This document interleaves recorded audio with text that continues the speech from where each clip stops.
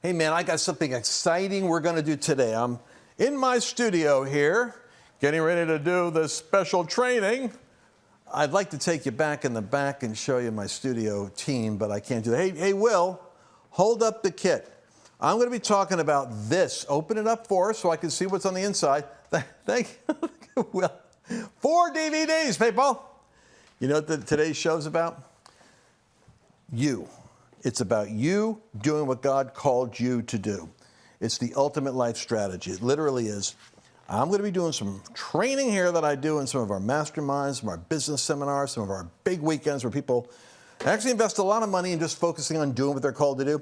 But you're going to love it, because today I'm going to break down the formula for being able to scientifically analyze where you are at this stage in your life and how to get to the phase where you're doing the thing you were ultimately called to do. The convergence zone is what I'm talking about, where the magic and the fun stuff really happens. I'm going to make sense of all this stuff behind me. So what am I talking about today? The content of what I'm training from is that 4 DVDs you saw is lancewallnau.com/strategy. You're going to love it. That's where the material comes from. But stay tuned. Strap yourself in. I'm going to give you a sampler right now. I have something really important I want to talk to you about today.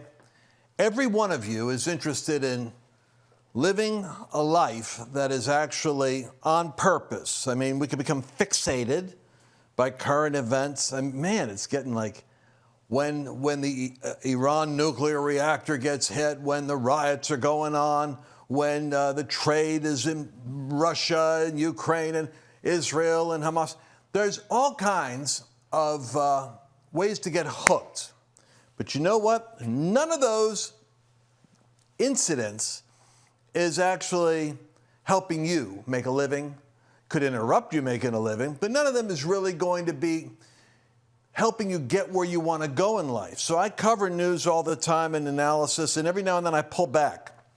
And I talk to groups of young people and entrepreneurs and young families, and I realize they have other things in their life other than world events and what's going on in the war room, so to speak. So I want to focus in on one powerful idea. I did a workshop with a CEO, a guy who's got like a $100 million corporation, and he was speaking there, and I listened to his presentation, and he said something which blew my mind. He talked about like the Le Mans race car, and he evidently he's involved with that. And he says something happens, the car is rattling, and it's noisy, and it's bouncing around until it hits the maximum torque of what the engine is designed to do, and then something strange happens. Everything goes quiet at like 220 or 240 miles an hour. The whole race car goes shoo, and it's like silent. It's like you break the sonic, sound barrier, and everything's still. And he said he was so intrigued by the concept that he began to look at what was really taking place. So I examined it a little bit, and it's called aerodynamic harmony. The driver would say it's when you get in the groove or you're aero-balanced. They say it's getting in the zone or the slipstream of where the air in front and the air pressing down. The engine is operating at where its maximum is designed to, so it's not still utilizing unused capacity, kind of shaking. It's doing what it's designed to do. And the best answer I could find, the terminology I could find for it was harmonic balance. You see, your life is designed like this engine here. You're a fine-tuned race car. You're designed for a certain purpose. And once you realize that, I was listening to some scientists talk about that what's leaving the evolutionary community in the dust and creating a whole open-ended search for divine design or intelligent life in the universe is that as they got into DNA, as they broke down the molecular biostructure at greater detail, they discovered that the DNA is almost like it's a code. Oh my gosh. It's like life has a designer, a super computer that creates a code for the DNA, and out of the code comes all these other processes. That race car is designed for a purpose. And when it's driven by the right driver, doing what its purpose is, it can reach frustrating, noisy journeys until it hits, boom, the realm of harmonic convergence, or the place of harmonic balance, where it's doing the thing it was called to do. I want to suggest to you that God himself, in the beginning, God is the code maker. He's the one that coded the system, that there is a moral universe that ultimately operates with a certain kind of a divine blueprint to it. And it has history, has a beginning, a middle, and an end. And in the Bible, it's called the end times, when the pressure is the most intense. The Greek word for tribulation is thlipsis. It means the compression of all the pages, narrowing your options. But it's also the time you're living in where if you can disconnect from the noise of what's going on around you and focus on driving the wheel, the vehicle that God gave you, you can move at 240 miles an hour. You can hit a place called convergence. Convergence is a unique concept. It's actually coined by a researcher by the name of Bobby Clinton, and it refers to a stage, a life stage here, rarely achieved. Convergence is when the sum total of all of your life experiences accumulate into a kind of into a defining moment where you know who you are and what it is that you're all about. I want to talk to you about this because according to Clinton, in his data, only 20%, I got to use my pen here for this, 20% of people that he studied over the course of 30 years, he did his research at Fuller Theological Seminary, Dr. Bobby Clinton. And I was interested in this because I was teaching a master's degree course. I was interested because I was fast-tracking my divinity, my degree program. And since everybody knew that I was a teacher, I was teaching on 7 mountains of transformational culture, the 7 verticals that shape culture, and how they interact with each other in order to create an effect on a nation. So I was teaching that, and Bobby Clinton was the other teacher, and I got credit for teaching, which was kind of cool. It helped me do my degree faster. And I sat in his classes, and he talked about this convergence theory, or leadership emergence theory, as he calls it.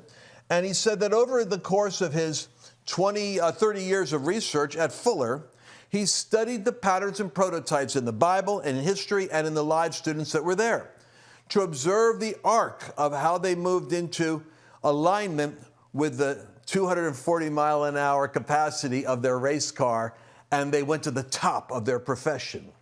So just from a pure human potential point of view, I was intrigued with the idea. Now, I've only got like 4 minutes in this, so I'm going to give you the quick synopsis. He said that convergence doesn't start. Nobody starts coming out of the womb going, hi, I'm Henry Ford, or Thomas Edison, or Winston Churchill, or Abraham Lincoln. He says it starts with your sovereign foundations. And this is important because God factored into your life, because he is the code architect. He fashioned your life what time of history you show up in. So you're so blessed you're alive now. And people say, I wish I could be alive back in the days of Jesus. No, you really don't. I mean, other than meeting Jesus and seeing him, which is like the ultimate, maybe that's the reason why that makes sense. But there is no human conveniences, and you're going to find there's no hot and cold running water, no plumbing. There's no reliable diet for food. That the slavery is endemic and cruelty is common, and it's a weird world back there, depending on what part of the planet you're dropped in. And you were born for this time, and you should be happy you are born in this time. But in this time, you were born into the gender you're in, so you don't want to be confused about whether you're in the right body or not. You were born into the family of origin that you came from, that somehow God had designed these random factors for you. Your gifts, talents, and abilities were already determined for you. In other words, You have a built-in code. Your nationality was determined for you. The color of your skin was determined for you. And like I said, even your time in history, are you a boomer? Are you a millennial? Are you a zoomer or whatever? You're called to what you're called. You're in the exact place for the convergence of your own life calling. So the Christian, he was studying Christians, of course, because he's a professor at a theological seminary. He says that spiritual formation is a major part of this. I looked at these stages and I said, you know, this works for not only preachers, it works for people in different professions. And since I was looking at the 7 mountains and saying, well, what are the patterns for convergence in the business world? What's convergence look like in arts, as an artist, in convergence with your expression as an artist? What is convergence for the statesman, the political call? And so I wanted to break it out into a different study, but all of them have a spiritual formation. This is the period in life in which you have extremely interesting emotional events that shape for you your moral compass. Now, it can make a terrorist, an activist, a Unabomber, or it can make someone who gives their life for a higher cause. So Lincoln had arrived at certain conclusions about slavery because of the significant emotional events that had formed his moral compass. Spiritual formation for a Christian is a much more specific thing. This is when you meet Jesus, when you encounter the claims of the resurrection, when you begin to wrestle with is the Bible really real? You tell me that's real? It's not like all fiction? And you start, boom, having God encounters that confirm by the deep dealings of God that, while you're reading the book is reading you, and you start experiencing spiritual formation as a maturing believer. And then you come into this phase of ministry maturity, which, if I was to translate this to any language, even for a secular person who walks in fulfillment of destiny, because like I said, I studied Lincoln, I studied Churchill, I studied people that aren't models of preachers. But what I found is that all of them have a period when they have gift discovery and development. What does that mean? That means that you have certain talents and abilities and skills. Some of you are thinkers, some of you are talkers, some of you are musicians. Athletes are physiological and kinesthetically gifted. That your gifting and your calling are intensely related to each other. That the ministry maturity or gift discovery development moves to a phase of life maturing. And this is where you deal with the ups and downs of getting fired from different jobs, like Rush Limbaugh kept getting fired. But each one opened up another awareness of what he needed to do right and do differently until he became an information entertainer with a conservative worldview. You could see the formation process in a life like Rush Limbaugh. You could see it in somebody like Steve Bannon.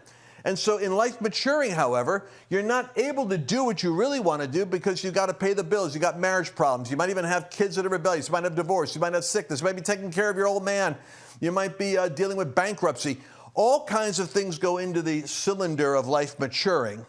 But when these phases, as they start to overlap with each other, they come about that you're coming to a point of a greater clarification in terms of what it is that you uniquely do well and do best, and you enter the convergence zone. All right, I want to be able to get this teaching to you. I want to offer you something that'll enable you to do that. Go to lancewallnau.com/wheel. It's my gift to you. I want you to start the journey. I haven't got to the wheel yet, but this is where we're heading, into summarizing where you are at in the journey towards convergence. And I'll do this again in the next episode. Most people never step into their true calling, not because they lack passion, but because they lack strategy. Your ultimate life strategy is the blueprint to unlock your gifts, align with your purpose, and build the life you are meant to live. Step into the convergence zone, where your talents collide with God's destiny for you. Go to lancewallnau.com/strategy. That's lancewallnau.com/strategy and start living your ultimate life. Did you enjoy this latest episode? Please remember to share it with your friends, because the more knowledge you have, the better equipped you are to navigate the world.